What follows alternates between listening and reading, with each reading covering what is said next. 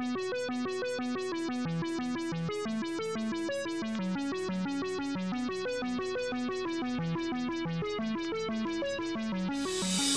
le retour de Dans la Zone après plusieurs semaines d'absence. Votre podcast hebdomadaire proposé par Massilia Zone est de nouveau de retour. On va se retrouver avec des formats bien évidemment en studio, comme l'un de nos derniers épisodes, mais on va aussi se retrouver en distanciel avec une identité visuelle propre à ce podcast. Pour vous rappeler, Dans la Zone, c'est votre émission hebdomadaire disponible en milieu de semaine qui évoque l'actualité de l'Olympique de Marseille avec 3 grands sujets, mais on essaye globalement de balayer toute l'actualité entre les formats débrief, les formats avant-match, et puis les formats plus spécifiques comme des analyses individuelles, comme on aime tant sur DLZ. Donc si vous nous écoutez en podcast, si vous nous écoutez sur YouTube, n'hésitez pas à vous abonner, à activer la cloche des notifications pour ne pas manquer les prochains rendez-vous, les prochains épisodes, mais également les autres formats du média Massilia Zone. Et aujourd'hui, on a une actualité qui est assez chargée, qu'on va essayer de balayer, mais aussi des analyses, des points d'analyse qu'on voulait faire depuis un petit moment, des cas qu'on veut évoquer depuis plusieurs vidéos. Avec Samy et Enzo que vous commencez à avoir l'habitude de voir sur la chaîne, Samy que vous connaissez déjà depuis un bon petit temps et que vous appréciez bien évidemment. Alors aujourd'hui, moi j'avais une petite idée les gars, et je vous l'avais dit sur le groupe WhatsApp, j'avais envie d'évoquer 3 sujets. Vu qu'on avait un peu parlé de l'actualité avec Pablo Longoria sur plusieurs vidéos dans la chaîne, je me disais que c'était un peu contre-productif d'en reparler, en sachant qu'on allait encore une fois faire le tour du sujet. Mais je voulais revenir sur le sportif. Il y a eu un match quand même samedi, on a tendance à l'oublier, puisque la polémique arbitrale un peu masqué tout cela. L'OM a quand même pris 3-0 du côté d'Auxerre. Alors bien que l'OM est toujours deuxième de Ligue 1, l'OM a vu l'OGC Nice revenir à 3 points de l'effectif de Roberto De Zerbi, vu que les Niçois comptent aujourd'hui 43 points. Une différence de but entre les deux équipes qui n'a que 2 d'écart, puisque Nice a une différence de but de 19 et l'OM de 21.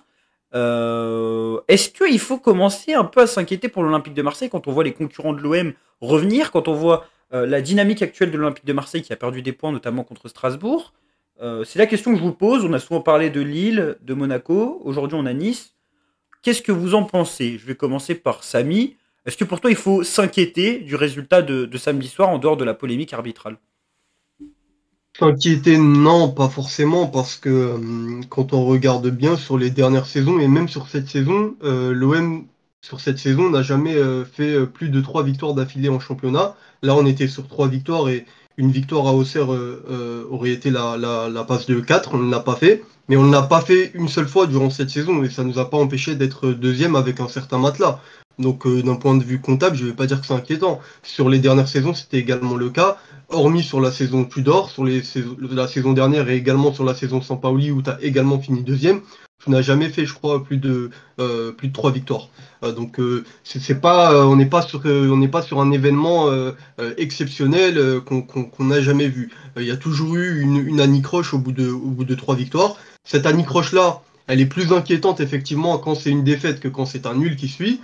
Mais pour l'instant, je dirais que c'est pas inquiétant. Mais il faut effectivement commencer peut-être un peu à se dire que, on commençait à se dire, et nous les premiers, que le podium et peut-être même la deuxième place était déjà assurée et qu'on allait même la valider avant même la fin du championnat. Moi, j'avais appelé ça de mes voeux, j'avais dit, ça serait top si on pourrait valider la deuxième place à la 31e, 30e journée. On parlait même de titre à un moment. On parlait même de pourquoi pas embêter le PSG.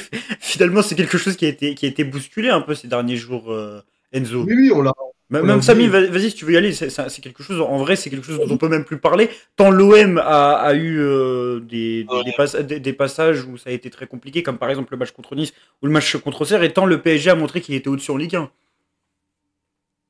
C'est devenu. On l'a jeté aux oubliettes, mais pour pas monopoliser la parole, je voulais dire, on pensait qu'on allait valider la deuxième place, pas comme sous Sampaoli à la dernière seconde de la dernière journée. Bah là, je me dis qu'avec seulement 3 points d'avance, peut-être que ça va être pas loin d'être le même scénario. Enzo, est-ce que toi, tu es toujours en confiance pour la deuxième place? Je l'ai dit, hein, Nice qui revient à 3 points, on a Monaco qui n'a plus de Ligue des Champions à jouer, Lille qui reste une équipe plus ou moins solide, il y a eu ce match contre Auxerre. Est-ce que c'est une humiliation? Parce que oui, je pense que c'est une humiliation de perdre 3-0 à Auxerre qui n'avait plus gagné depuis 5, voire même 10 matchs peut-être en Ligue 1. Est-ce que c'est une humiliation qui pose question et c'est surtout une séquence ce week-end qui t'inquiète pour la suite du championnat? Alors, est-ce que je suis inquiet? Non. Mais par contre, va falloir commencer à regarder derrière. Parce que comme tu l'as dit, comme l'a dit Samy, on a juste 3 points d'avance sur Nice, 5 sur Monaco. On a des déplacements aussi très compliqués qui arrivent, dont un au Parc le 16 mars, un à Monaco, un à Lille. Après, je pense quand même que dans le jeu, on a de la marge sur nos concurrents directs, dans le sens où c'est quand même inconstant et irrégulier. Donc, à l'image de Monaco, Lille. Au final, Nice, c'est peut-être l'équipe actuellement qui produit le mieux son football, qui joue le mieux et puis qui est surtout le plus constant. Donc après, moi, je pense quand même personnellement que ça va le faire, mais c'est clair que la deuxième place ne sera pas validée avant la 31e journée ou la 32e journée, comme Samy le stipulait.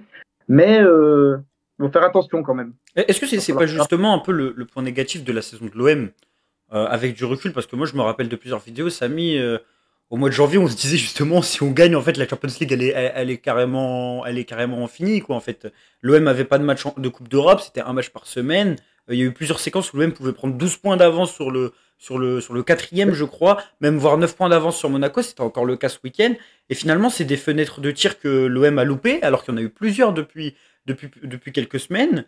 En plus, qui venait peut-être à des moments où ces équipes-là avaient des échéances au Champions League, ce qui pouvait expliquer le fait qu'elles n'allaient pas revenir par la suite.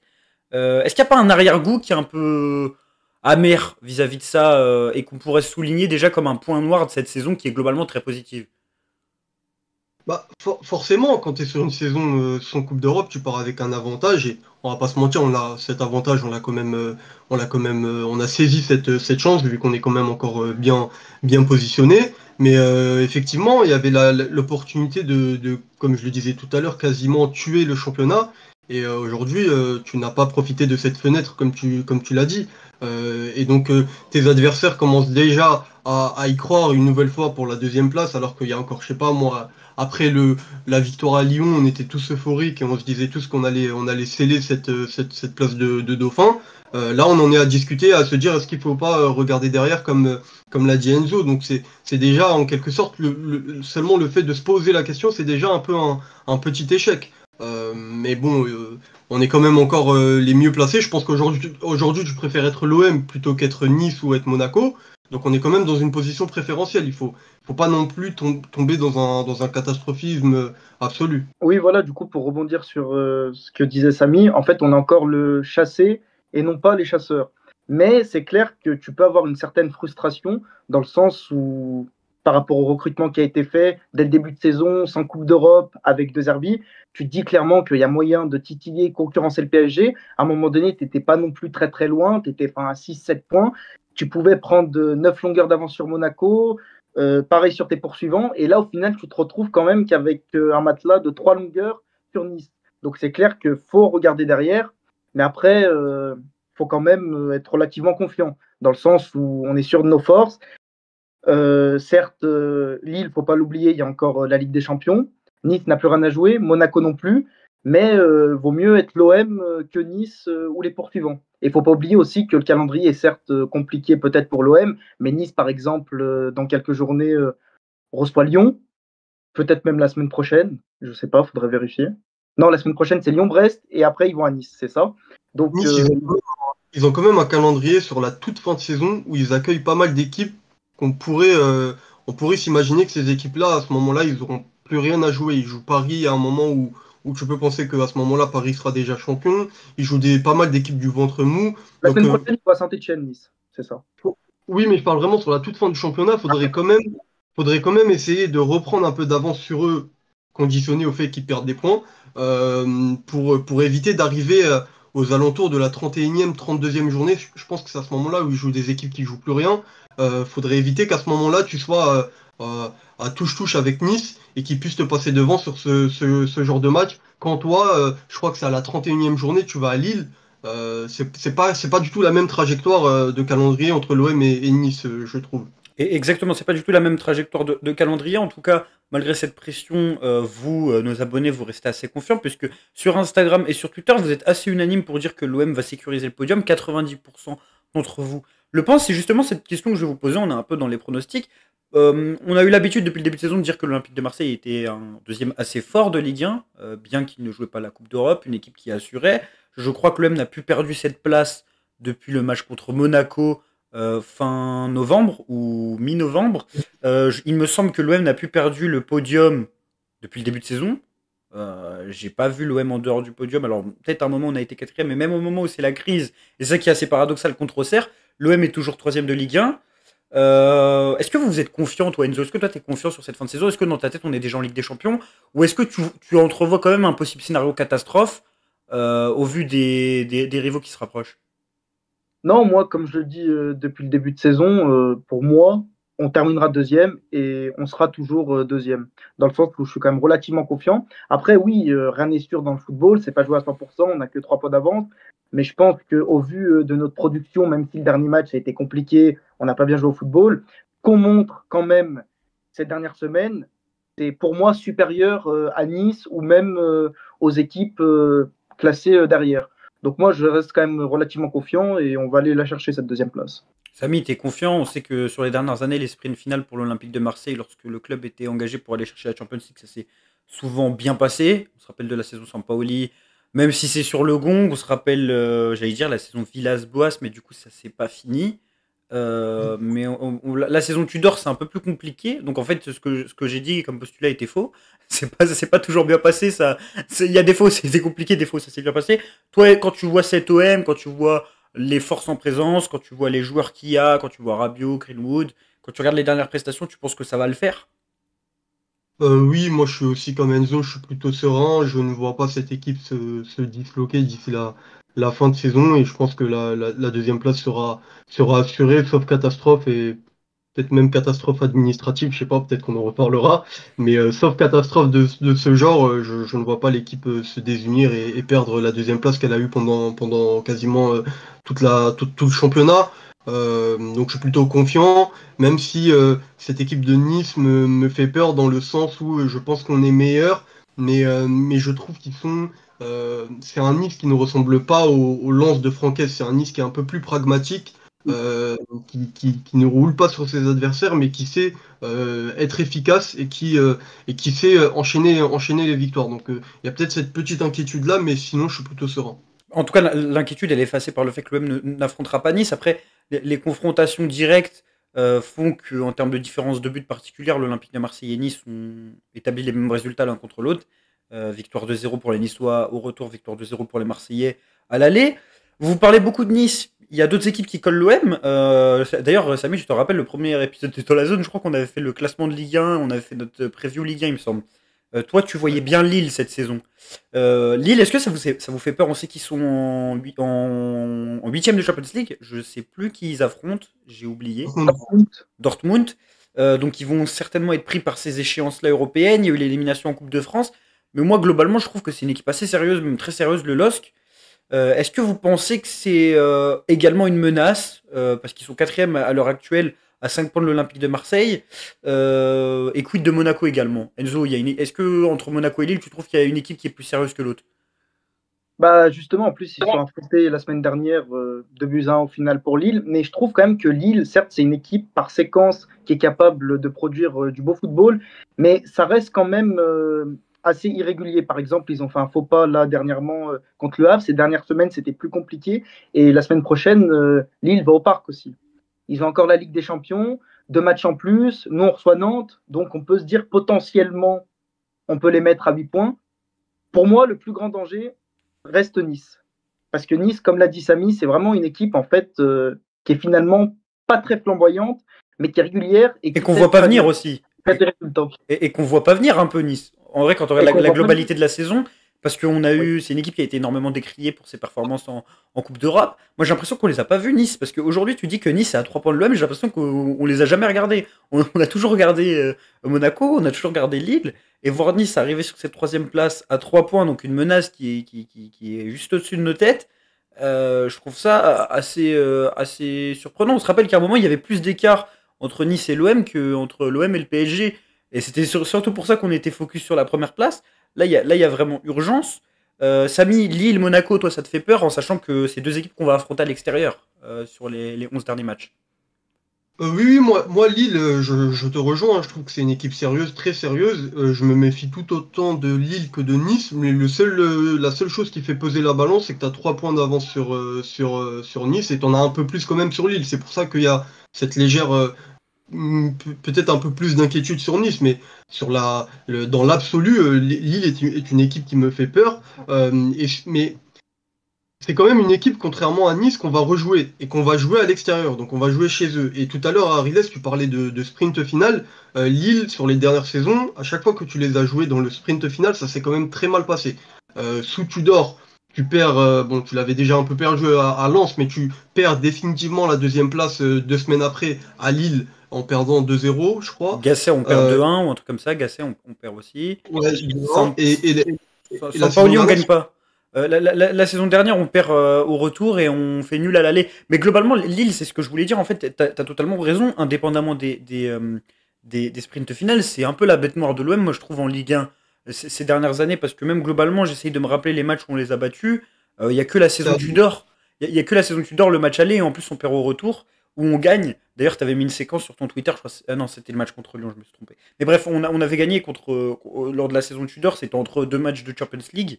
Et Lille, c'est une équipe qu'on bat très rarement. Et il doit y avoir beaucoup de nuls, mais il y a aussi beaucoup de victoires lilloises sur les dernières saisons. Je crois qu'ils nous battent une fois chaque saison depuis la saison 2021, depuis la saison où ils sont champions.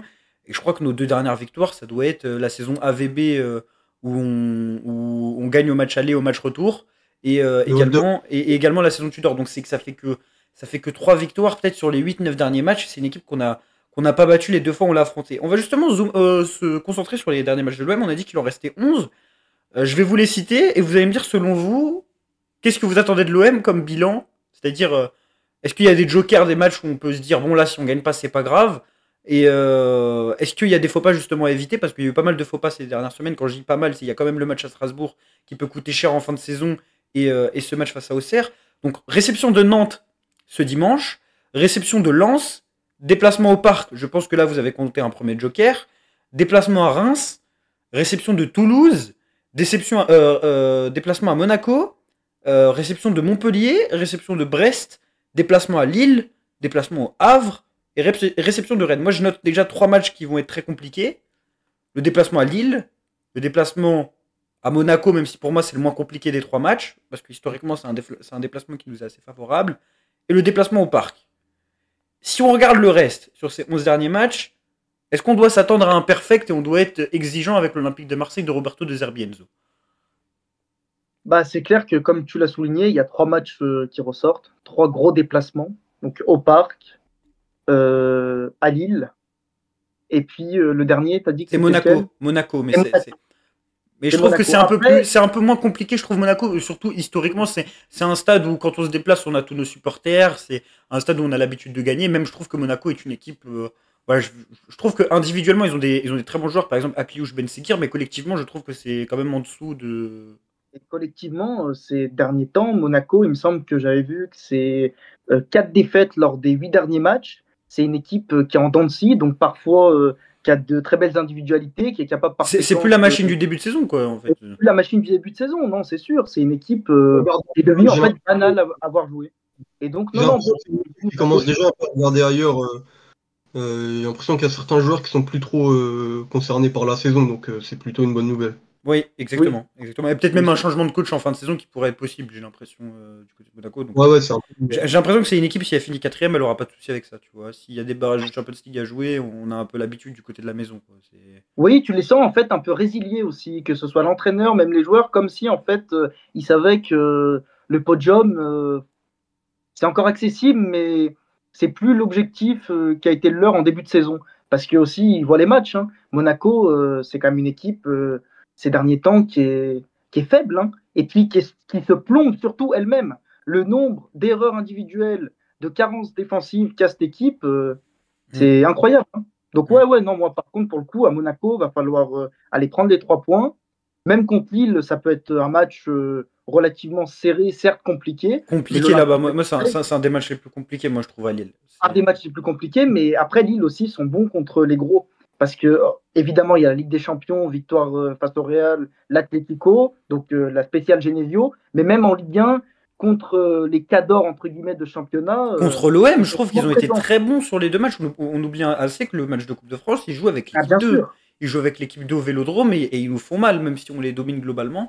Ils nous font très mal le match en Ligue 1 aussi. Donc si on conclut un peu sur cette partie Ligue 1, on reste quand même confiant, c'est ça l'impression globale, on reste confiant, mais attention à ne pas... En fait, faut être conscient, être sérieux, prendre les points là où ils vont être simples à prendre, et puis sur les gros matchs, essayer de montrer un autre visage que sur le match à Nice. Non, on va rester sur cette conclusion, Samy. Oui, bien sûr. Pour moi, ça va vraiment se jouer sur les 3 prochains matchs là avant la trêve. Comme je l'ai dit tout à l'heure, tu joues Lille à la 31e journée, donc en gros à 3 journées de la fin. Il faut absolument pas que tu arrives à Pierre-Mauroy avec un différentiel avec Lille qui sera de 2-3 points. Là, tu as 5 points.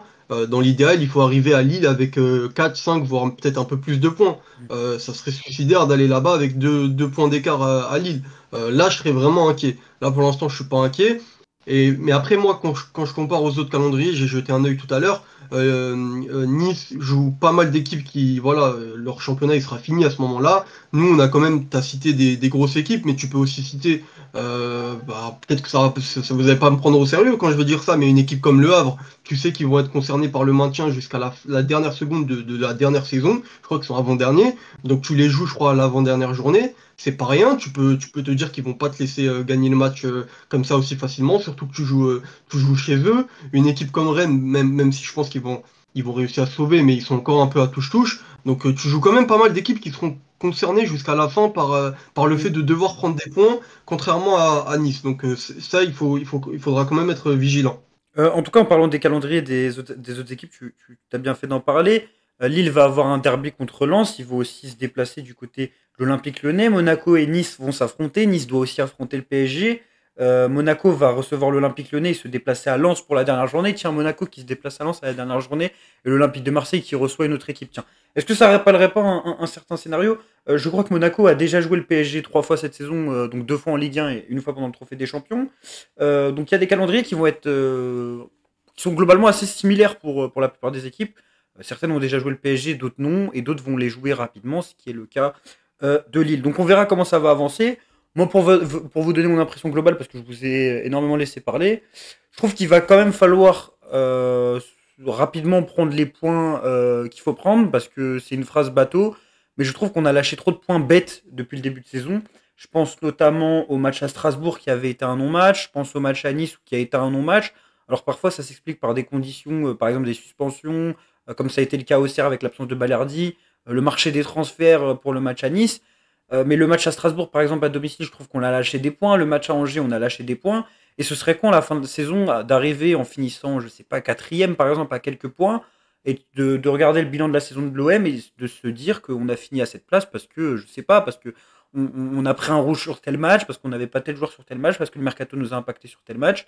Et c'est vraiment une problématique. En tout cas, dans ce sprint final, on pourra certainement compter sur les joueurs importants de l'OM en cette fin de saison. Qui sont importants depuis le début de saison. On peut penser notamment à Geronimo Rulli, qui est certainement le meilleur Olympien cette saison. On peut penser à Adrien Rabiot. Nous, on voulait un peu parler de Mason Greenwood, parce que c'est un joueur qui est quand même le meilleur buteur de l'Olympique de Marseille, un des joueurs les plus décisifs de l'OM, un des joueurs les plus décisifs de Ligue 1 également, mais dont on parle peu sur la chaîne. On n'a jamais fait de focus, tant c'est un peu normal qu'il soit aujourd'hui dans ses standings statistiques. Maintenant, il y a quand même un apport qui aujourd'hui peut être soulevé et pointé du doigt, et qu'on soulève et qu'on pointe du doigt parce qu'il s'agit de Mason Greenwood, parce qu'il s'agit d'un joueur de classe internationale qui devait potentiellement être un des meilleurs joueurs anglais. On sait les déboires qu'il a eu avec la justice qui font qu'aujourd'hui il a l'Olympique de Marseille. Mais du coup, on voulait revenir un peu sur son apport d'enjeu, sur son rôle. On sait qu'il a été pas mal décrié au cours des dernières contre-performances de l'OM. En grande difficulté à Nice, en grande difficulté face à Auxerre, mais il a aussi été énormément rayonnant contre Lyon, où il a réalisé une grosse prestation. Mason Greenwood, simplement, moi je vais vous poser une question très simple. Qu'est-ce que vous pensez de sa saison? Est-ce que vous êtes aujourd'hui entièrement satisfait de Greenwood? Si par exemple la saison venait à s'arrêter maintenant, est-ce que ce serait de loin le meilleur joueur de l'OM? Enzo?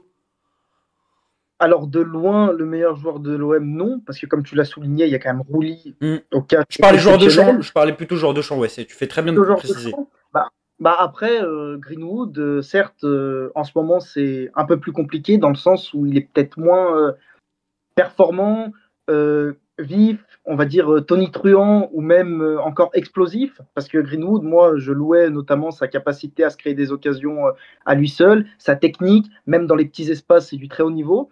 C'est ce qu'on voit moins un petit peu ces derniers temps, mais sa saison reste quand même très très bonne. Comme tu l'as souligné, c'est le deuxième meilleur buteur de Ligue 1. Je ne parle pas uniquement de stats. Même sa deuxième, par exemple, période contre Lyon, elle est exceptionnelle. Où en Ouais, tant que coach, ouais. il te transforme l'équipe avec aussi l'entrée de Gouiri, il ne faut pas l'oublier. Mais il ne peut clairement pas avoir mieux que Greenwood à l'Olympique de Marseille. C'est ça qu'il faut se dire aussi. Parce que certes, en ce moment, on a tendance à le critiquer, il est un petit peu, entre guillemets, décrié, mais Greenwood à l'OM, il faut bien se rendre compte de l'opportunité qu'on a. Moi, justement, Samy, je sais pas ce que t'en penses. Moi, je suis un peu dans la critique parce que aussi, j'en attends beaucoup de ce genre-là. C'est un genre dont on attend beaucoup parce qu'il a des qualités incroyables. Et je trouve que des fois, il se repose un peu sur ses qualités et qu'il peut oublier un peu certaines tâches. On parlait des tâches défensives en début de saison. Moi, il y a des actions qui m'ont un peu choqué contre Auxerre où je le vois à côté du panneau publicitaire alors que l'OM est en repli défensif parce qu'il vient de rater son action. Je trouve que des fois, il peut faire preuve de suffisance. Alors, ça s'explique aussi peut-être parce que je sais pas, il est au-dessus du lot. Mais c'est peut-être une Contre exigence Auxerre, qu'on c'est à l'image du collectif aussi. Hein. Ouais. Aussi à l'image du collectif, mais c'est peut-être aussi ce joueur-là qui doit, par moment, comme on se rappelle à une certaine époque, je sais pas, avec un Florian Thauvin, même si on n'est pas intrinsèquement sur des joueurs du même niveau, parce que je pense que Greenwood est au-dessus de Thauvin, ou d'un Oui. Payet. Payet, je pense qu'il est au-dessus intrinsèquement de Greenwood. Relever l'équipe dans certains moments compliqués, face aux petites équipes en tout cas. Dans les gros matchs, ça reste à discuter. Mais voilà, il y a quand même certaines prestations qui posent question, notamment contre les gros. On se rappelle du Classico face au PSG, même si collectivement c'était aussi compliqué. Encore une On se rappelle du match contre Lille en Coupe de France où il rate beaucoup, même s'il aurait dû marquer un but si Neil Moped n'avait pas fait le con. Euh, je sais pas ce que t'en penses, Samy, mais moi j'ai une impression quand même avec lui qui est que il se donne pas à fond. Et je sais pas si c'est quelque chose qu'on peut vraiment lui reprocher ou si on est un peu je suis un peu un enfant pourri gâté. Non, non, non, je te rejoins, ça saute aux yeux et c'est quand même très évident et on l'a compris très rapidement qu'il avait décidé cette saison de ne pas se faire mal. Ça, on l'a tous très bien compris. Mais bon, si on veut être parfaitement honnête aussi, on peut se dire que même s'il a décidé de ne pas se faire mal, bah aujourd'hui, si l'OM est deuxième à 10 journées de la fin, l'apport de Greenwood dans cette situation-là, elle est considérable. Sans Greenwood, l'OM ne serait probablement pas à cette place-là. Après, une fois qu'on a dit ça, je reviens à mon premier point sur le fait qu'il a décidé de ne pas se faire mal. Moi, j'en attends plus pour les raisons que tu as évoquées, pour le fait que ce soit un joueur de grande qualité et peut-être le meilleur joueur de ton effectif, mais surtout pour la place qui lui a été faite dans le collectif. Parce qu'on parle quand même d'un joueur, c'est peut-être un peu beaucoup pour lui qu'on a changé de système. Quand en début de saison, et d'ailleurs Roberto De Zerbi l'a avoué plusieurs fois en conférence de presse à demi-mot, il t'explique que pour que on demande moins à Greenwood de défendre, pour que justement on lui demande moins de se faire mal, on va changer de système, on va lui mettre, c'est quand même inédit. Le mec il joue demi-espace droit, il a quasiment un ailier qui joue avec lui. Mm. Sur certaines situations, tu as Luis Enrique et Greenwood du même côté, que quasiment ils se marchent sur les pieds. On ne voit jamais ça. Donc moi, pour la place qui lui a été faite dans le collectif, pour les passes droits, entre guillemets, qui lui ont été données, on voit quand même qu'on cherche quand même à le mettre dans les meilleures dispositions. On cherche à le mettre dans un cocon. Et c'est normal, c'est parce que c'est ton meilleur joueur. Mais en contrepartie, pour cette place que tu lui as donnée, pour ce cocon que tu lui as installé, et également, comme tu l'as dit tout à l'heure, pour les qualités qu'il a, évidentes, tu es en droit et tu dois en attendre beaucoup plus. Et notamment au niveau de l'attitude, parce que tu as cité des matchs, en l'occurrence le match de Paris, comme le match d'Auxerre, c'est des matchs où il a failli individuellement, techniquement, mais surtout dans l'implication. Ça Et lui a donc été tu peux. reproché par De Zerbi à plusieurs reprises aussi l'implication. On est comme sur un joueur qui aujourd'hui doit avoir 22-23 ans, un Mason Greenwood. C'est quelque chose qui doit corriger. Je crois qu'il aura 24 ans au mois d'octobre. C'est quelque chose qui doit quand même corriger. Samy, tu parlais de son importance parce qu'il faut quand même la restituer. On va pas faire les pourris gâtés. C'est un joueur qui a débuté tous les matchs de l'OM cette saison, les 25 matchs de l'Olympique de Marseille en Coupe de France et en Ligue 1, qui a inscrit 14 buts et 3 passes décisives. On parle des meilleurs débuts individuels pour un joueur depuis Didier Drogba. C'est vrai que statistiquement, on est quand même on est sur quelque chose qui est assez phénoménal pour l'Olympique de Marseille. Il va certainement finir à 20 buts. Alors bien évidemment, dans ces buts, il y a des gens qui relèvent la prépondérance des pénaltys depuis Oui, les penalties. quelques semaines. Certains qui l'appellent Penalwood. Est-ce Ouais, là, que... c'est quand même fort, là. C'est quand même, Ouais, c'est quand même fort. Un penalty, hein, c'est pas 10 non plus. c'est pas Oui. Jonathan David. Par exemple. Mais moi, je trouve qu'on est quand même sur un joueur qui... Moi, en fait, ma frustration vient pas du fait que c'est un joueur qui est mauvais. Elle vient du fait que... En fait, t'en attends plus. De par son talent, t'en attends plus. Parce qu'en fait, il y a des matchs où il m'a régalé. Par exemple, je prends le match contre Lyon, la deuxième mi-temps. Je sais pas si vous en rappelez. Exceptionnel. Mais je le trouve phénoménal. Mais quand je vous dis je le trouve phénoménal, c'est que des fois j'ai pu le critiquer sur ses qualités intrinsèques, mais me remettre en question ses qualités.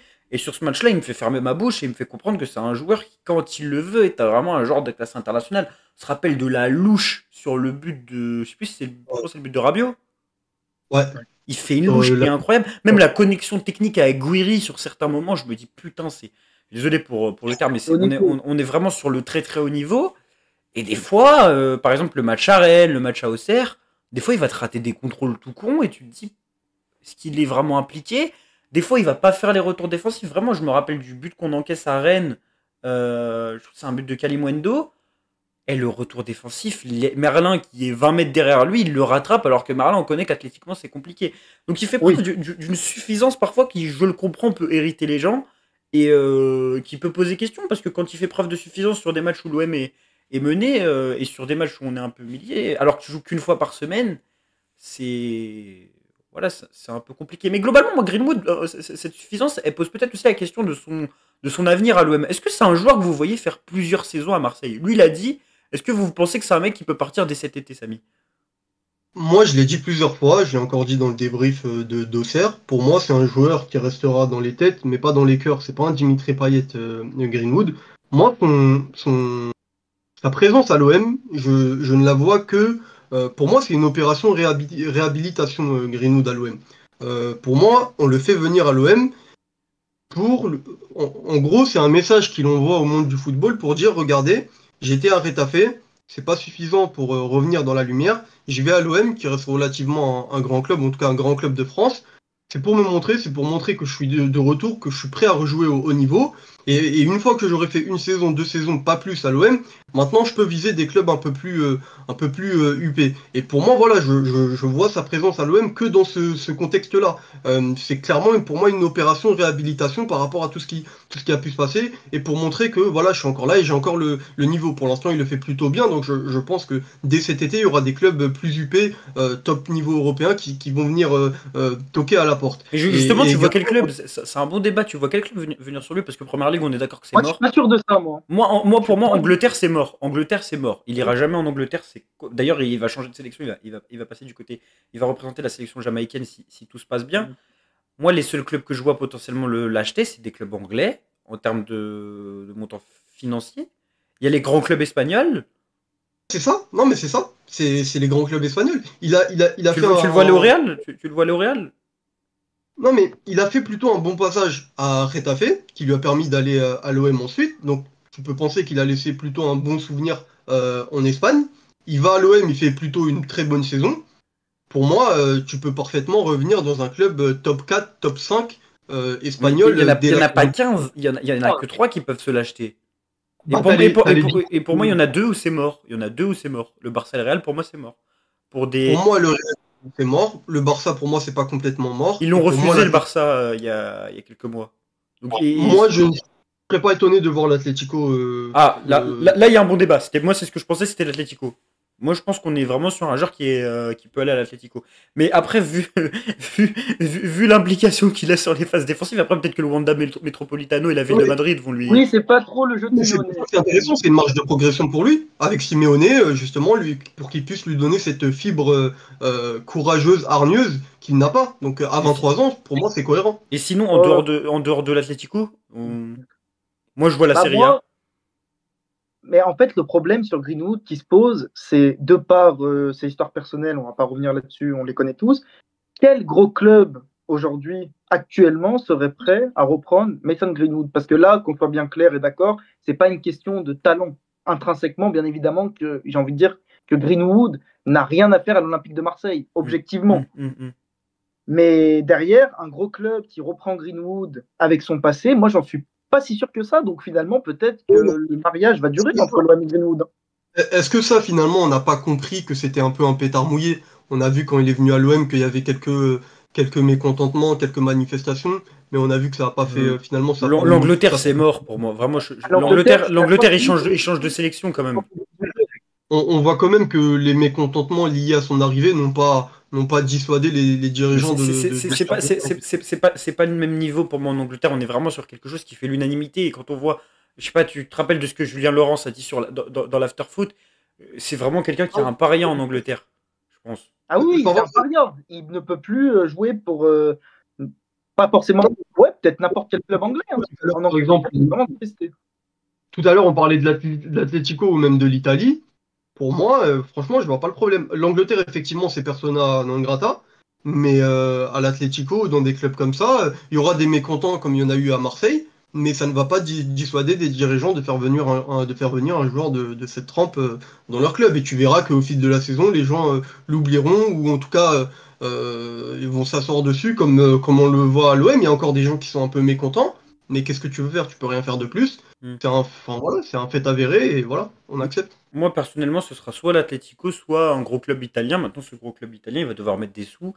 Et moi, l'Inter, je les vois pas mettre 80 bars sur Greenwood. Après, c'est vrai que c'est un investissement qui est intéressant sur le plan sportif, mais pas sur le plan financier. Parce que si tu cherches à faire du trading sur Greenwood, tu réussiras pas. C'est jamais un joueur qui va partir pour 150 millions d'euros. Il pourrait en temps normal, mais il partira pas parce que justement, il n'y a pas de club qui les mettront, à part peut-être le Real Madrid. Et même le Real Madrid, même s'ils ont des joueurs qui ont eu des histoires, ils recrutent pas des joueurs avec des histoires. Quand ils recrutent des joueurs qui ont des histoires, c'est parce qu'ils ne le savaient pas. On peut prendre l'exemple de ce qui s'est passé avec Mbappé, ce qui s'est passé avec Ferland Mendy. Mais c'est intéressant en tout cas de s'intéresser au futur de Mason Greenwood. Moi, je pensais au début. Il y a 4 ans, Greenwood, il était encore 4-5 ans, il était encore estimé à 160 millions d'euros. Mais là, c'est mort du coup, parce que souvent, c'est des clubs de PL qui mettent ça. Il y a peut-être le PSG. Imaginons que s'il aille dans un club étranger et qu'après le PSG se mette sur lui, ce serait pas déconnant non plus que le PSG se mette sur lui s'il part à l'étranger. Moi, le Bayern, je pense que c'est mort. Je pense qu'il y a plusieurs clubs où c'est mort et en fait, ça non, Bayern, ils mettent jamais de grosses sommes sur un joueur en plus. Enfin, c'est pas trop la mentalité allemande. C'est pas la mentalité Bayern. Est-ce que, en fait, en somme, finalement, pour conclure le sujet Greenwood, qui a été quand même un peu long dans le podcast, mais qui est toujours intéressant à évoquer, est-ce qu'il ferait pas un peu son temps à l'Olympique de Marseille, dans le sens où on va mettre 40 millions, qu'on va pas le revendre, mais qu'on va avoir potentiellement un top joueur pendant plusieurs saisons. Si on le revend pas financièrement et qu'en fait on garde un top joueur pendant plusieurs saisons, que lui joue la Champions League avec l'OM, que le projet de l'OM reste ambitieux, qu'il y a des joueurs qui viennent et qui ont son niveau, parce qu'au début de saison on se disait waouh, Greenwood est au-dessus du lot, finalement on ramène Benasser, on ramène Gouiri, et j'ai envie de vous dire que sur les derniers matchs Gouiri est au-dessus de lui.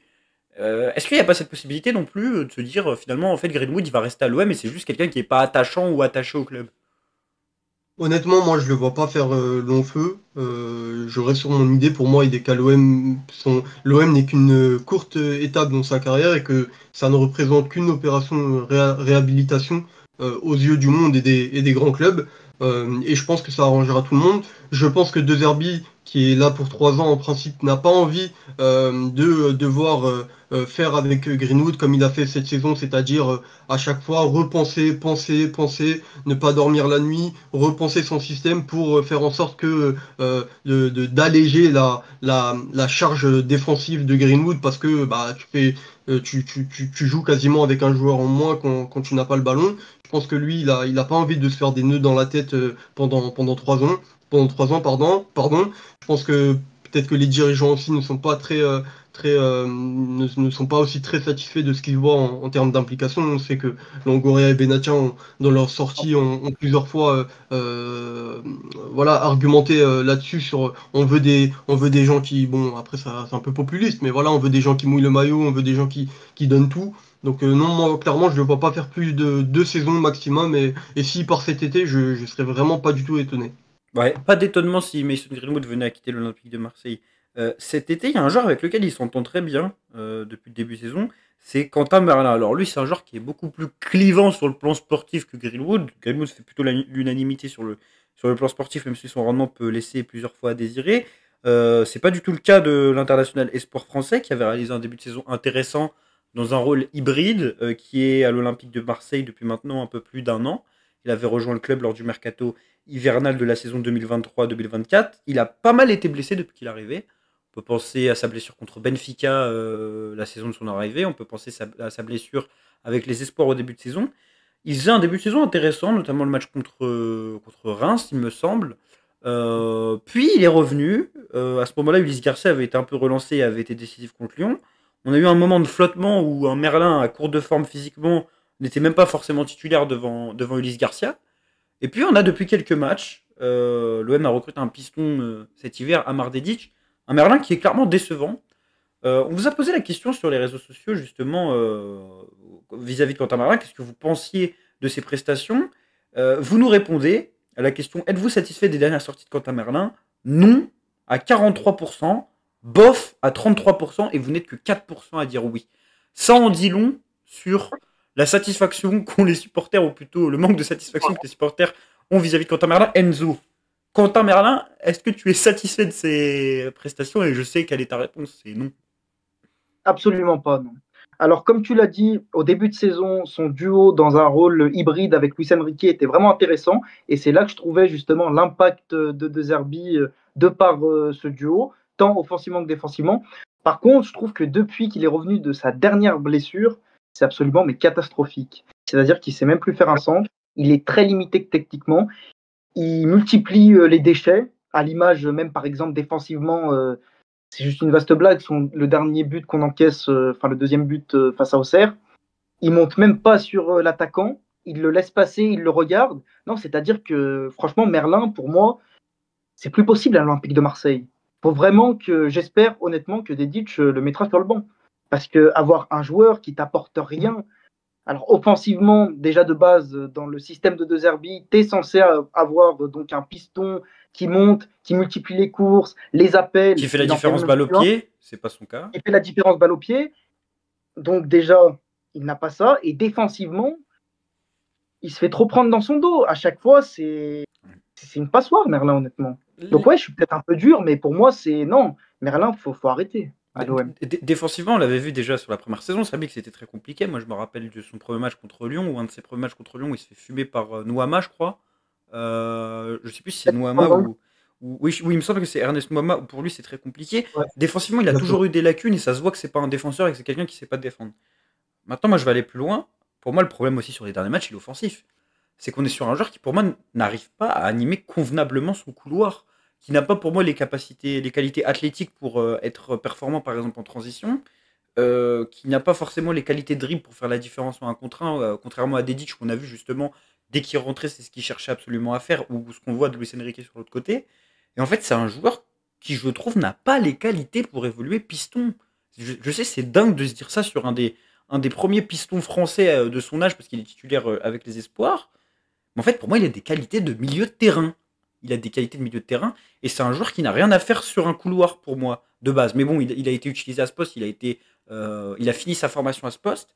D'ailleurs, il a été formé, je crois, initialement, il fait ses débuts en tant que milieu de terrain. Moi, en fait, pour moi, il y a une erreur d'utilisation. Une erreur de poste et d'utilisation, oui. Pour moi, c'est pas un joueur de couloir, c'est un joueur qui a rien à faire dans le couloir offensivement. Je vais prendre 2 exemples de matchs, Nice et Angers. À Nice, 2 déplacements. À Nice, je l'ai vraiment trouvé pratiquement catastrophique offensivement. Dans le sens, à chaque fois que le ballon lui arrivait, je savais que l'action elle était terminée. Je savais que quand Quentin Merlin touchait le ballon, il allait rien se passer derrière. Alors qu'au contraire, quand Luis Enrique a le ballon à l'entrée de la surface, il y a souvent but, que ce soit une passe décisive ou un tir. Même s'il tire rarement, Luis Enrique. Et Quentin Merlin, lui, au contraire, à chaque fois qu'il a le ballon, il prend un mauvais choix. Soit il rate complètement son centre, il en a raté pas mal contre Auxerre des centres. Soit il ne tire pas au bon moment, soit il ne tire pas, soit il fait une passe en retrait, soit il perd le ballon. Et pour moi, c'est des situations qui sont récurrentes. Et avant de te lancer, Samy, pour avoir ton avis global sur Quentin Merlin, je sais pas si tu te rappelles des 2 situations à Angers. Les 2 tapines qu'il rate. Pour moi, il rate 2 grosses occasions de but. Je sais pas si tu vois c'est lesquelles.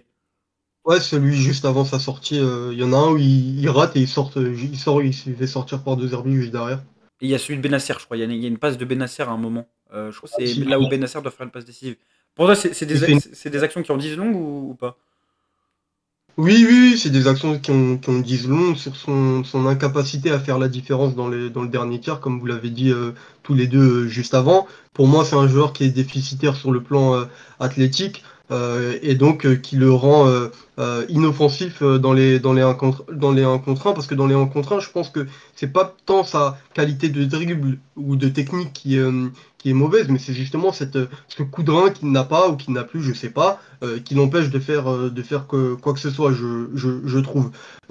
Et également, euh, il joue à un poste où dans le football moderne et encore plus dans l'animation de De Zerbi, les initiatives individuelles des pistons sont capitales parce que dans le football de De Zerbi, c'est un entraîneur qui met énormément de densité au milieu de terrain, t'as des carrés au milieu de terrain et donc l'adversaire s'adapte et lui aussi met beaucoup de joueurs au milieu de terrain, ce qui fait que les ailes sont les seules zones du terrain où il n'y a pas énormément de densité et où justement presque il évolue dans une position préférentielle. Je pense que tous les joueurs aimeraient se retrouver à sa place parce que tu te dis, ok, bah mon vis-à-vis, ça va être qu'un seul joueur, deux au maximum, et que je dois être capable de faire la différence. Et cette différence, il ne l'apporte pas. Et je trouve qu'on est beaucoup trop pénalisé par ça, parce que je le répète, dans l'animation de deux arbitres, tes pistons sont leur rapport, il est considérable. C'est d'eux que doit venir la différence, parce que au milieu, dans l'axe, il y a cette densité qui, à moins d'un éclat de génie de Greenwood,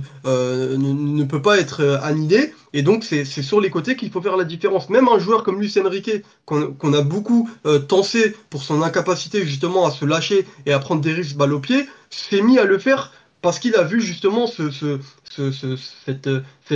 attente qu'on a vis-à-vis de lui. Mais sur le côté gauche, on voit que ça ne suit pas et ça nous pénalise beaucoup trop, je trouve. En tout cas, par rapport à Quentin Merlin, vis-à-vis de sa saison, on va faire un petit point statistique. Il a disputé 1086 minutes de jeu. Il a pris part à 16 matchs en Ligue 1. Et il a été titulaire 14 fois, 3 passes décisives et un but. Je ne sais pas ce que vous en pensez statistiquement de son rendement. Est-ce que pour vous, c'est un bon rendement, un rendement moyen? En sachant que je pense que les 3 passes décisives, il doit en faire 2 sur le mois d'août, notamment le match contre Reims. Et le but, il me semble que c'est contre Lille. Statistiquement, est-ce que c'est ce qu'on attend d'un piston gauche à l'Olympique de Marseille? Bah, évidemment que non. Statistiquement, c'est beaucoup trop faible. Et puis, en fait, au-delà, comme on l'a souligné, de ces lacunes défensives, offensivement, c'est beaucoup trop limité.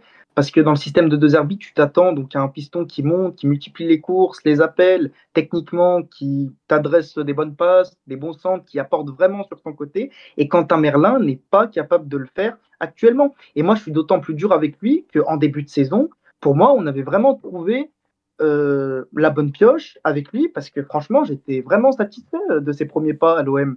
Parce que comme tu le soulignes, ces deux passes décisives, ça doit être durant le mois d'août, septembre. Et à partir du moment où il revient de sa blessure, il n'est plus que l'ombre de lui-même. Et encore, même plus son ombre. Mais est-ce que c'est pas un problème physique, justement?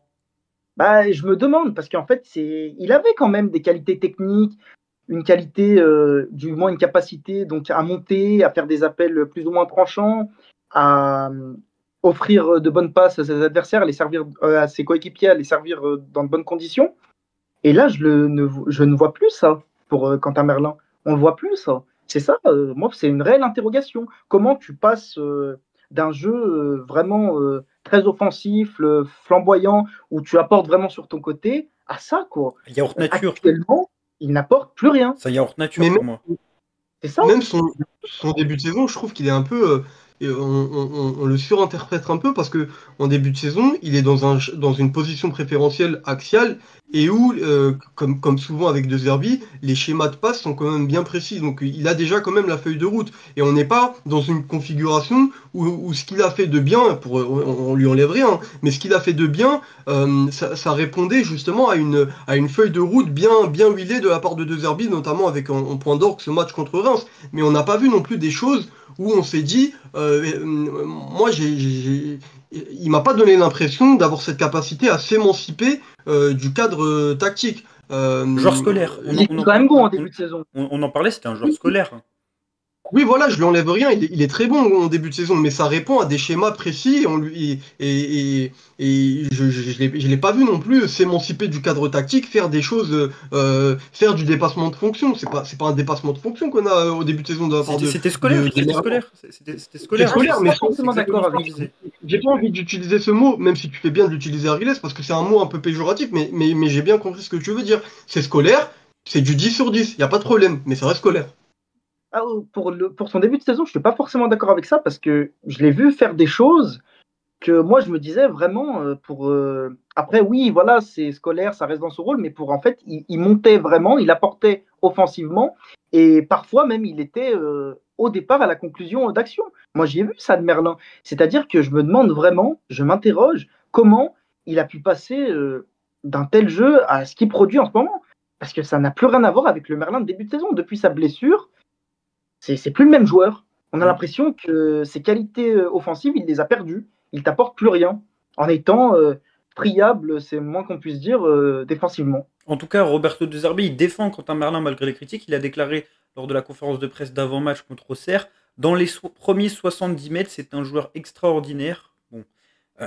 Il a la qualité technique d'un milieu de terrain. En phase défensive, il a beaucoup progressé. Il faut juste qu'il améliore ses 20 derniers mètres dans les passes décisives, les frappes, la conclusion. Il a ma confiance totale et celle de ses coéquipiers. Roberto De Zerbi qui défend ses joueurs comme d'habitude. L'entraîneur italien, on le connaît bien sur ce plan-là. C'est pas quelqu'un qui jette en pâture ses éléments. Il est plutôt, je sais pas si on peut dire, guardiolesque par rapport Et le jeu.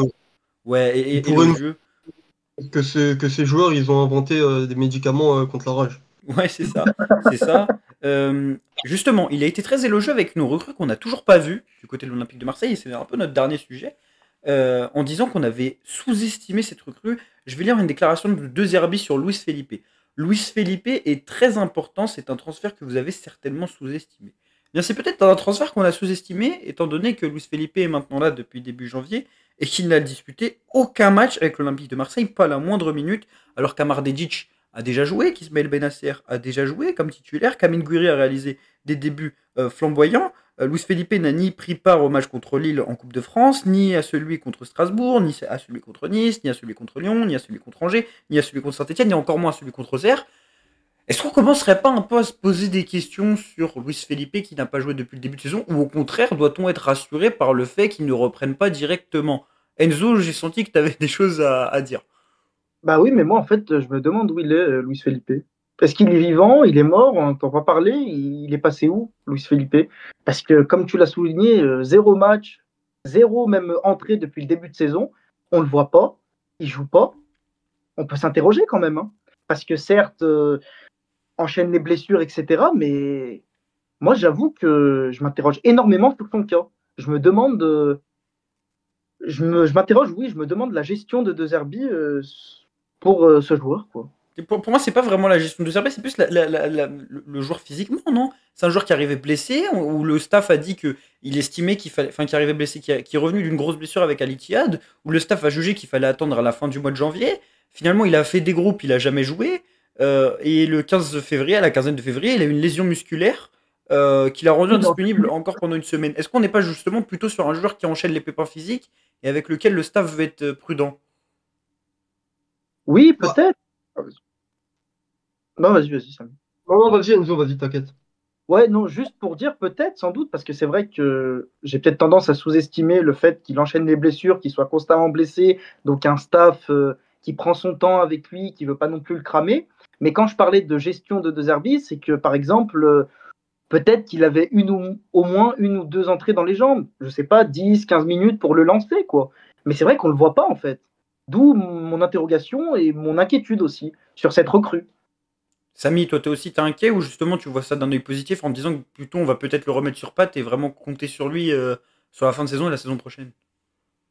Alors moi, je suis plutôt très indifférent parce que, alors je sais, on est dans notre côté supporter et c'est normal même, il n'y a pas de problème avec ça. On veut voir la nouvelle recrue, on veut voir ce qu'il a dans le ventre, on veut voir ce qu'il a dans les jambes, on veut voir il sait faire deux trois jongles.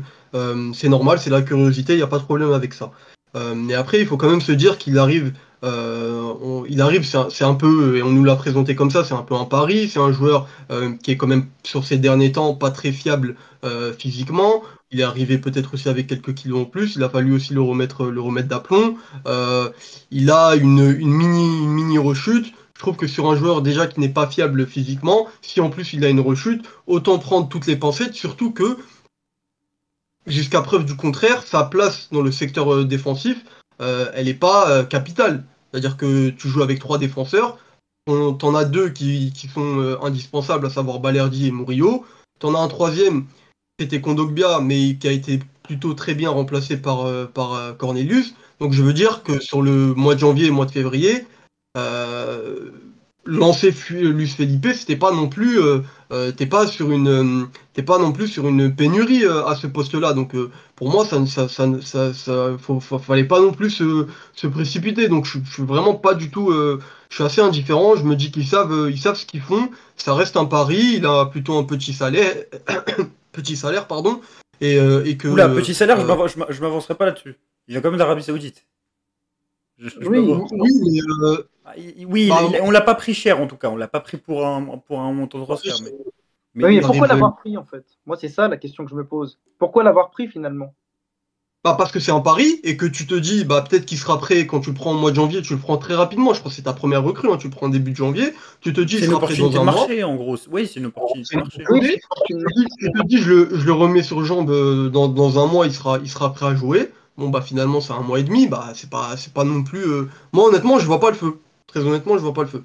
Enzo, le secteur défensif de l'Olympique de Marseille, on sait que c'est le secteur où l'Olympique de Marseille a le plus de difficultés. C'est notamment le secteur où l'Olympique de Marseille a le moins recruté cette saison. On a complètement refait notre attaque, complètement refait notre milieu. La défense, au contraire, on garde Leonardo Balerdi qui était là la saison passée, Geoffrey Kondogbia qui était là la saison passée. Il y a finalement que Cornelius qui est qui est parmi les joueurs présents, un joueur qui a joué et qui a été une recrue estivale. Qu'est-ce que tu en attends, toi, de Luis Felipe quand on va le voir sur le terrain? Maintenant qu'on sait qu'il y a ses blessures, par rapport aux joueurs dont on t'a parlé à son recrutement, peut-être que tu le connaissais déjà avant qu'il aille en Arabie Saoudite. Tu t'attends à un titulaire en puissance, tu le vois jouer à quel poste? oui, bah bien sûr. Après, Luis Felipe, passé par la Lazio, Real Sociedad, on le connaît plus ou moins tous. Mais après, peut-être il a quel âge, Luis Felipe? Il Il a a 28 ans. 28, 28, Oui, 28. voilà. Donc peut-être qu'après, c'est clair que, au vu de sa condition physique, je m'interroge énormément parce que tant j'étais toujours d'accord pour dire que défensivement, c'était vraiment l'axe de progression de l'OM, c'est le moins qu'on puisse dire. Mais tant ces dernières semaines, Cornelius m'apporte satisfaction. Pourtant, j'étais le premier, par exemple, à pas forcément l'apprécier. Mais son dernier match face à Auxerre, malgré ce qui s'est passé, son expulsion, me fait peut-être, après attention au football à l'instant T, mais changer d'avis. Dans le sens où c'est un défenseur qui sait relancer, qui sait être à l'aise balle au pied et qui sait surtout être fort défensivement. Donc après avoir, pour revenir sur Luis Felipe, le rôle qu'il peut avoir, ce qu'il peut apporter dans le collectif, mais pour moi, je me demande si ce pari n'est pas en réalité finalement peut-être une sorte d'échec, parce que c'est vrai que bah, encore une fois, physiquement, il n'a pas l'air vraiment au top. Peut-être même, comme l'a dit Samy, avec des kilos en trop. Donc, il faut le remettre sur pied, qu'il reprenne physiquement. Mais en fait, pour moi, je me demande l'utilité que peut C'est peut-être avoir pour la saison Luis passée, Felipe. c'est un joueur qui ne coûte rien, c'est peut-être pour la saison prochaine. Peut-être pour la Oui, saison peut-être pour prochaine. la saison prochaine Et alors. peut-être Oui. que pour Mais la pas saison prochaine, on trouvera un joueur qui est fiable physiquement et peut-être qu'on retrouvera Luis Felipe d'avant son départ en Arabie Saoudite. C'est un joueur qui a eu pas mal de pépins en Arabie Saoudite, qui a peu joué. Moi, en tout cas, je pars du principe que c'est un joueur qui a rien coûté. Maintenant, il y a un salaire qui va poser question. Est-ce qu'après, l'OM n'a pas justement négocié, je sais pas, un fonctionnement par oui, prime, oui, justement, pour être sûr qu'il n'y ait pas de problème de ce point de vue-là? Mais c'est vrai que le fait qu'on l'ait pas eu depuis depuis son arrivée au début du mois de janvier, alors qu'on l'attendait à la fin du mois de janvier, justement, et qu'on est bientôt au mois de mars, qu'il n'a pas été dans le groupe au cours du dernier match et qu'il était en tribune contre Saint-Etienne, c'est vrai qu'on commence à se poser des questions parce qu'on attend voilà. toujours de le voir. Après, on peut peut-être voir ça d'un œil positif en se disant que justement, peut-être qu'au moment où on va le voir, il va s'imposer comme un patron et comme le défenseur qui nous manquait. On va se dire, oh, c'est une belle surprise. En plus, on l'a pris gratuit. Et ça se trouve, on se retrouve dans un mois pour un autre dans la zone et on dit, waouh, Luis Felipe, c'était le patron qui nous manquait en défense. En tout cas, Peut-être. J'espère. c'est un joueur qui va amener, lorsqu'il va être titulaire, à une recomposition au sein de la charnière marseillaise. Au début, on était persuadé qu'il venait prendre la place de Murillo, Samy. Et puis maintenant, on remarque que Murillo est un indéboulonnable en défense. Quelle va être la possible évolution pour toi en défense centrale avec l'arrivée de Luis Felipe? Typiquement, si on a un Luis Felipe qui s'impose comme un titulaire, quelle est la défense de l'Olympique de Marseille pour toi? Roberto De Zerbi dit qu'il vient pour concurrencer les trois postes. Et pour moi, de ce que je connais à ma petite échelle de Luis Felipe, c'est pas un joueur qui peut jouer à la place de Murillo parce qu'il est pas capable d'amener les projections sans ballon dans les espaces qu'apporte Murillo. Donc moi je le vois plutôt comme le remplaçant numéro un de Balerdi. Et c'est aussi pour ça qu'en fait quand je disais que je suis assez indifférent, c'est parce que même à terme, même s'il retrouve son niveau, je ne le vois pas forcément comme le défenseur qui devra accompagner Leonardo Balerdi en Ligue des Champions l'année prochaine. Pour moi, même si là, sur les 10 prochains matchs, Luis Felipe Ramos te fait 10 matchs, 10 très bons matchs, pour moi, cet été, il faudra encore aller chercher un défenseur et un gros défenseur. Et quand je dis gros défenseur, c'est-à-dire un défenseur qui pourra regarder notre meilleur défenseur à l'heure actuelle, Balerdi, et lui dire bah moi je suis meilleur que toi. Aymeric Laporte. Moi j'ai un autre nom que j'aime beaucoup, c'est Clément Langlais. Je trouve que c'est une Ok. meilleure idée que Laporte parce que Après, c'est il est encore un titulaire joueur. à l'Atlético, Clément Langlais, si je dis pas de bêtises. Justement, c'est encore un joueur qui est dans le comment dire, j'ai perdu le mot, dans le circuit européen. Il joue à l'Atlético. Je crois qu'il appartient encore à Barcelone, mais le Barça n'en veut plus. Il fait une très grosse saison à l'Atlético. Le Barça sera très sûrement vendeur. On dit que l'OM est encore un peu en train de changer de dimension. Si tu vas chercher un joueur Il a comme Clément, refusé l'OM, il me semble, cet été ou l'été d'avant, parce qu'il avait peur de la pression après. Ça, c'est pas oui, du tout bah, une. si tu arrives à le convaincre, si tu vas chercher un joueur comme Clément Langlais, 29 ans, je crois, expérimenté, il a joué dans de grands clubs, pour moi, c'est là, tu te dis, ok, lui, je veux le voir. Mm. Franchement, Luis Felipe, moi, je le vois vraiment comme un énième joueur de rotation dans la défense marseillaise. Bah, franchement, si on Et retrouve le juste, Luis Felipe d'avant son départ en Arabie Saoudite, notamment celui du Betis et de la Lazio, moi je pense que ça sera un titulaire. Après, la saison prochaine, je sais pas, encore faut-il qu'il retrouve son niveau. c'est ça. Maintenant, si on parle de recomposition, avant que je te lance, Enzo, sur ce que tu voulais évoquer, moi je pense qu'on peut également aussi partir sur autre chose, c'est qu'on pourrait partir sur soit Balerdi à gauche dans la défense, soit toujours dans l'axe, et soit Luis Felipe à gauche avec Murillo, Balerdi, Luis Felipe, et justement un Kondogbia qui a un peu du mal à revenir, je pense physiquement, on a vu son match à Auxerre, justement l'avoir en concurrent de Kondogbia sur le poste justement où il y a une interrogation et où peut-être il aurait pu apporter quelque chose lorsqu'on joue avec Cornelius à ce poste-là contre Strasbourg ou même avec Brassier contre Nice. Enzo, tu voulais dire quelque chose justement? Oui, non, moi je voulais juste rebondir sur ce que vient de dire Samy. Je suis entièrement d'accord avec lui dans le sens où Luis Felipe, en fait, pour moi, il vient, mais pour être dans la rotation, non pas pour être titulaire indiscutable, dans le sens où, par exemple, on parlait notamment à la place de Murillo, mais Luis Felipe n'est pas un joueur qui peut t'apporter offensivement ce que t'apporte un Murillo, c'est-à-dire tant dans les courses que dans les appels, même il n'a pas du tout sa vitesse, son impact offensif. Luis Felipe, pour moi, c'est un défenseur central de rotation, mais quand même, encore une fois, et je m'interroge vraiment sur ce transfert, ou du moins sur son niveau, parce que c'est un joueur qui est pour moi peut-être un peu plus sur le déclin, de par son niveau physique, et puis même, je suis jamais vraiment fan quand un joueur part en Arabie Saoudite, revient en Europe, donc après à voir, hein, je peux me tromper sur le temps, mais pour moi, oui, ce sera uniquement un joueur de rotation.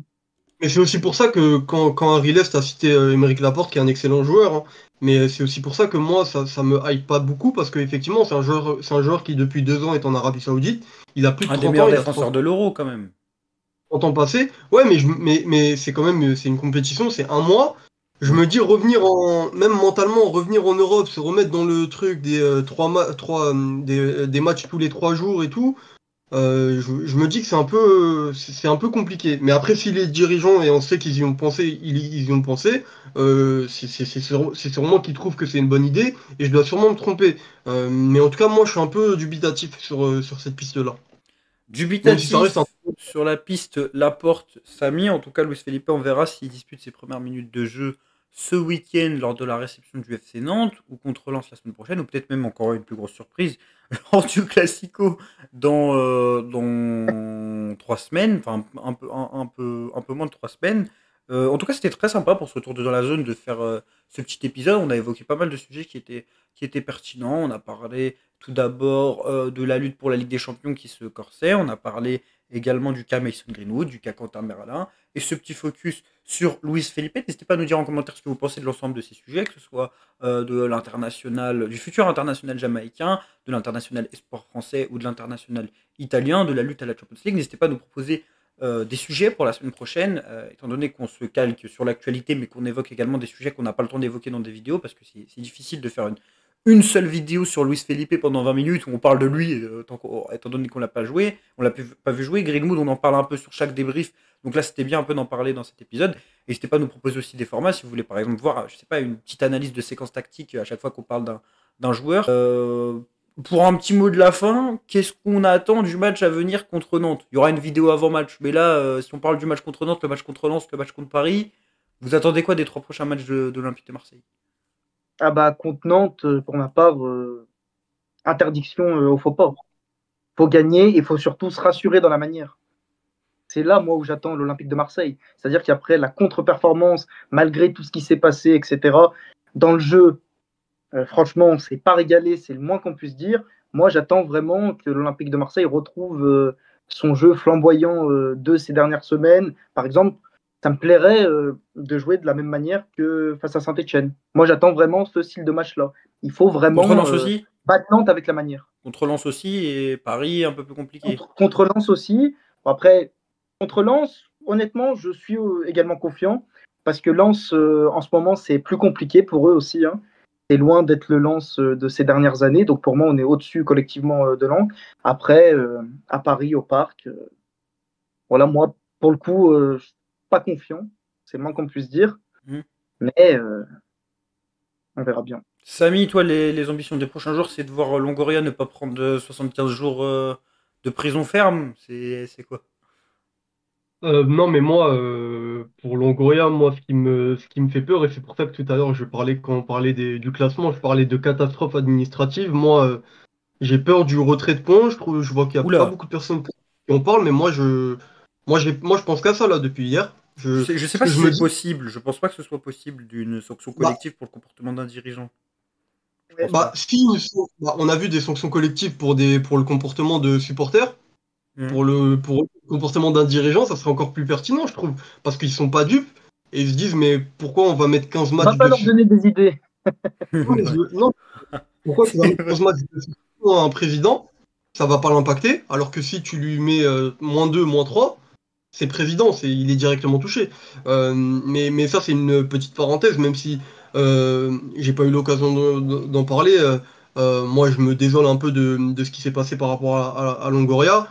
Je trouve qu'aujourd'hui, Longoria, il fait un peu office de canard boiteux dans en fait, le combat de l'OM contre les décisions litigieuses, dans le sens où je trouve que cette saison, il s'est vraiment passé quelque chose par rapport à l'arbitrage. Nous, on s'en plaint en tant que supporters depuis plusieurs années, depuis une dizaine d'années, depuis même avant la saison Bielsa, et on n'était jamais écouté parce qu'on avait justement cette sensation que c'était un combat perdu d'avance. C'est comme le combat avec les médias, c'est plein de choses comme ça. Et le combat contre l'arbitrage, c'est perdu d'avance. Cette année, il y a quand même eu quelque chose d'assez exceptionnel, c'est-à-dire que Benatia a amené la chose sur la scène médiatique à sa manière, mais c'est une manière qui a payé parce que habituellement, c'était uniquement le microcosme marseillais qui se plaignait de l'arbitrage. Là, tu as même des gens plutôt neutres et objectifs des médias, du monde des médias et même du monde des anciens joueurs de foot, qui disaient effectivement ce qui se passe à Marseille, c'est un peu bizarre. Donc, justement, je trouvais que ça nous avait donné cette crédibilité. Et je trouve que là, avec ce que vient de faire Longoria, bah, aujourd'hui, les gens à l'OM, ils doivent un peu le regarder ouais, comme le canard boiteux et se dire, il a un peu réduit à néant tout le travail qu'a fait Benatia. Donc, moi, ça me désole un peu cette histoire. Voilà, en tout cas, on a eu ton avis, Samy. On avait déjà eu le mien et celui d'Enzo dans les dernières vidéos, également celui de Tino. On se dit, pour ceux qui nous écoutent sur Spotify, n'hésitez pas à vous abonner au podcast. Ceux qui nous écoutent sur YouTube, à vous abonner, à liker la vidéo, pour ne pas manquer les prochaines. Et puis on se dit à la prochaine. Et allez l'OM!